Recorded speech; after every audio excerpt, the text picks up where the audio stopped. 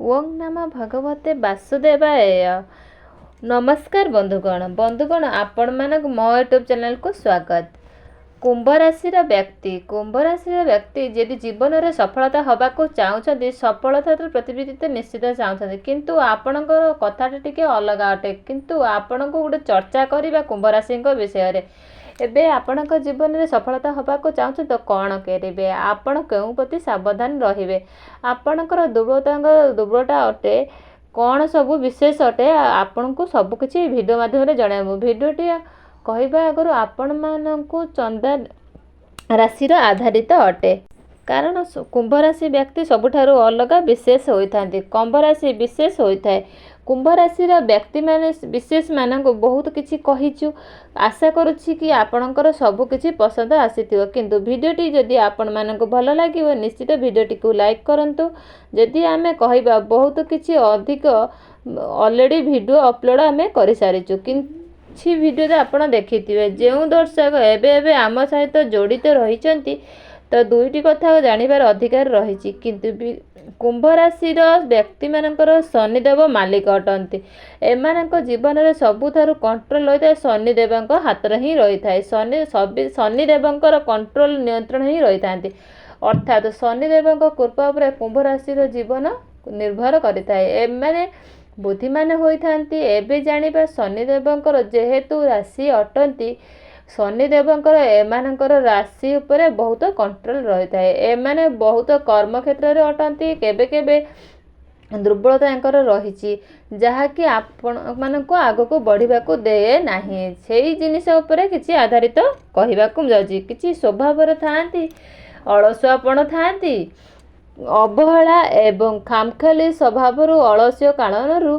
बड़ बड़ संजोग आपणक हाथरू चली जाए यही स्तर में आपण मैंने बुझा दरकार जे कहीं एबे न बुझे नेड़ीगुड़ कहूणी को बोहीजीव जे जेतेबेले आपण जानिकी किछि करिपारिबे नाही। कुंभ राशि व्यक्ति सब कथा को जानी रखंतु जे धन प्रति केयर करंतु नाही केबे भी करंतु नाही। कुंभ राशि व्यक्तिर विशेष को बहुत धन प्रति केयर निहंतु सेमित्रे भी चिंता करंतु ना यह कौन ठीक अटे गोटे थर आखि बुझी चिंता करी देखंतु यह आपणकर राशि गुण अटे राशि भी स्वभाव अटे किंतु यह को बदल दे जाई परिबो नाही। आमे मनुष्य होई एकरी प्राणी जे कि अटंती निजे कि निज हिसाब रे निज कंट्रोल रही थाए ए सब आपण को जानिबा द्वारा आवश्यकता निहाती रही धन आसु किंतु आपण कौन करेंगे ना धन आसु संचय हो एथिपाई मध्य आपण को कौन करने को पड़ो ता जानिबा आवश्यक अटे। द्वितीय कथा होची आपणक दुर्बलता विषय आमे जानिबा कुंभ राशि व्यक्ति विशेष माने होउचंती केबे केबे एमानक निशा द्रव्यर मध्य शिकार होइतांती निशा दवा करने द्वारा आपण को समस्त कुंभ राशि व्यक्ति एपरी होई नथांती एपरी बहुत देखांती जे निजे निशा सेवन प्रति एमानकर दुर्बलता रही थाए प्रायतः देखा देई थाए केबे केबे कार्यरू बंचिबा मध्य अभ्यास देखा देई थाए अर्थात एबे कहिबी परे करिबा आलस्यर पणुरीर प्रकृतिर भी एमाने होई थांती किंतु एमानक प्रायतः यही गुण कारण बहुत फसी भी जाइथांती एमानक पाखरे बहुत भल मध्य मित्र रही थांती एमानकर साथी मध्य भी न थाए प्राय कुंभ राशि व्यक्ति माने निज लोकों द्वारा ही ठकामीर शिकार होइथांती कुंभ राशि व्यक्ति निज द्वारा ठकामी ही होइथांती एमानक पाखरे ना भल भल माने साथी दिए थाए ना बंधुटीए थाए यह निज उपरे भरोसा करी आग को बढ़िबार अछि सेथिबाई कर्म क्षेत्र रे रुहंतु जार स्वयं शनिदेव अटंती सेमाने कर्मप्रिय भी अटंती। आसतु आमे प्रत्येक वीडियो माध्यम रे आपण को कहि थाउ आपण सब बेले कर्मपद ही रही थांतु जेबे आपण कर्मपद न होबे सफलता आज भी काली न मिलिले मध्य दिने ना दिने निश्चित आपण मानन को प्राप्त हबो कारण सब किछि को आपण प्राप्त करि परिबे दुनिया रे मनुष्य एपरी अटे जी आजिर कर्म को काली भोग करि थाए आज भल करिवे तो काली भल हबो शुभ हबो जदि खराब करियो काली की भी आपण को खराब फलर प्राप्त हबो सेथि पई आपण स्वर्गत कर्मपद रुहंतु भल कर्म मध्ये कहंतु चर्चा करूथिले जे काम को टाणिबार अभ्यास विषय रे किछि व्यक्ति निशा द्रव्यर शिकार भी होइथांती आपणक पाखे भल मित्र थाए ना भल साथीटीए थाए କାହିଁକିନା ଏପରିଙ୍କର ହୋଇଥାଏ? ଏହା କାରଣ ହୋଇଥାଏ ଆପଣଙ୍କର କୁଣ୍ଡଳୀରେ ଶୁକ୍ର। ଏହା ପଛରେ ଆପଣଙ୍କର ଶୁକ୍ର ମୁଖ୍ୟ କାରଣ ହୋଇଥାନ୍ତି। ଯଦି ଆପଣ ଚାହୁଁଛନ୍ତି ଆପଣ ସବୁ କିଛି ସବୁ ପାଖରେ ରହୁ, ଆପଣଙ୍କ ଦୁର୍ବଳତା ଉପରେ ନିଜେ ବିଜୟ ପ୍ରାପ୍ତ କରନ୍ତୁ, ତାହା କ'ଣ କରିବେ? ଶୁକ୍ରଙ୍କୁ ପ୍ରସନ୍ନ କରିବା ପାଇଁ ସକାଳୁ ଶୀଘ୍ର ଉଠିବାର ପ୍ରସନ୍ନ କରନ୍ତୁ। ସପ୍ତାହକୁ ଗୋଟିଏ ଦିନ ଉପବାସ କରନ୍ତୁ। ଆପଣଙ୍କ ଇଚ୍ଛା ଅନୁସାରେ ଯେଉଁ ଦିନ ଉପବାସ କରିପାରିବେ। ଯାହାକି ଆପଣଙ୍କୁ ପୂର୍ବରୁ କହିଥିଲୁ, ଆପଣଙ୍କର ଧନର ସ୍ଥିତି କାର୍ଯ୍ୟ ଚଳିଯାଉଥାଏ, ତ ଆପଣ ସେଇ ସେଭିଂର ଚିନ୍ତା କରିଥାନ୍ତି ନା ଆପଣ ଅଧିକ ଧନର ଇଚ୍ଛା ରଖିଥାନ୍ତି?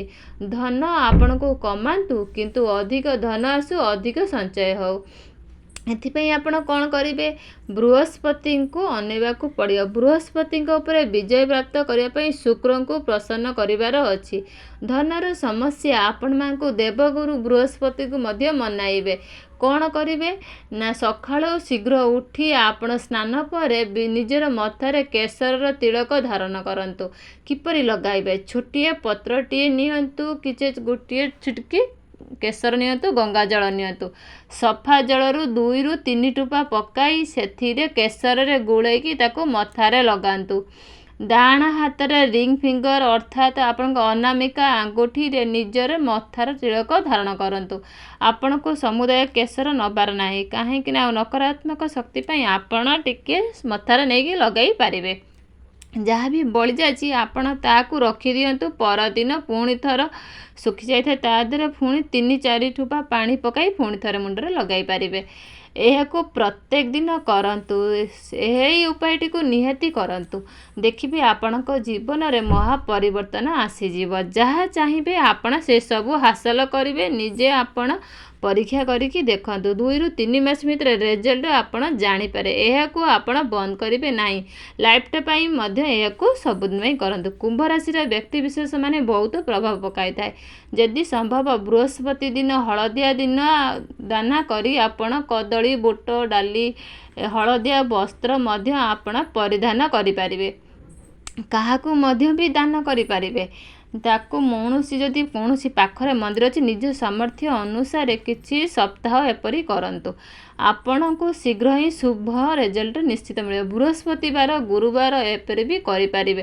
ଯଦି ଆପଣ ଋଣର ବୋଝ ତଳେ ଚାପି ହୋଇକି ରହିଥାନ୍ତି, ଏପରି ସ୍ତରରେ ଆପଣ ଏପରି ଗୋଟେ ଉପାୟ ବହୁତ ଲାଭ ପ୍ରଦାନ କରିବ। କାହିଁକି ନା ଏହାକୁ ଦର୍ଶକ ଅଛନ୍ତି ଯେ ପ୍ରାୟତଃ କହିଥାନ୍ତି, ଆମେ ଋଣର ବୋଝ ତଳେ ଚାପି ହୋଇ ରହିଛୁ, କିଛି ବୁଦ୍ଧିବାଟ ଆମକୁ ଦିଶୁନାହିଁ। ତ ଆପଣ ଭୟ କରନ୍ତୁ ନାହିଁ। ସମୟ ସବୁ କିଛି ସମୟ ଠିକ୍ କରିଦେବେ। କର୍ମକ୍ଷେତ୍ର ରୁହନ୍ତୁ। ଏପରି ନିଶ୍ଚିତ କରନ୍ତୁ। ସୋମବାର ଦିନ ଶିବଲିଙ୍ଗ ଉପରେ ଗଙ୍ଗା ଜଳ ଅର୍ପଣ କରନ୍ତୁ। ଏବଂ ଘରେ ଯଦି ଶିବଲିଙ୍ଗ ରହିଛି ତାହା ତ ବହୁତ ଭଲ। ପ୍ରାକୃତିକ ମନ୍ଦିରକୁ ଯାଇ ଗୋଟେ ଧଳା ରଙ୍ଗର ରୁମାଲ ନିଅନ୍ତୁ, କିଛି ଧଳା ଅକ୍ଷତ ନେଇ ପୂଜା କରନ୍ତୁ। ସବୁ ସମସ୍ୟାର ଦୂର ହୋଇଯିବ। ତେବେ ଫ୍ରେଣ୍ଡ, ମୋର ଭିଡ଼ିଓଟି ଯଦି ପସନ୍ଦ ଆସିଥାଏ ନିଶ୍ଚିତ ଲାଇକ୍, ସେୟାର, ସବସ୍କ୍ରାଇବ୍ କରନ୍ତୁ। ପାଖରେ ଆସିଥିବା ବେଲ୍ ଆଇକନ୍ ବଟନକୁ କ୍ଲିକ୍ କରନ୍ତୁ, ଯାହାଦ୍ୱାରା ମୋର ନୂଆ ନୂଆ ନୋଟିଫିକେସନ୍ ଜଲ୍ଦି ଯାଇ ପହଞ୍ଚିପାରିବ। ଆଉ କମେଣ୍ଟ ବକ୍ସରେ ନିଶ୍ଚିତ ଜୟ ଜଗନ୍ନାଥ ଲେଖିବାକୁ ଭୁଲିବେନି। ରହିଲି, ଜୟ ଜଗନ୍ନାଥ।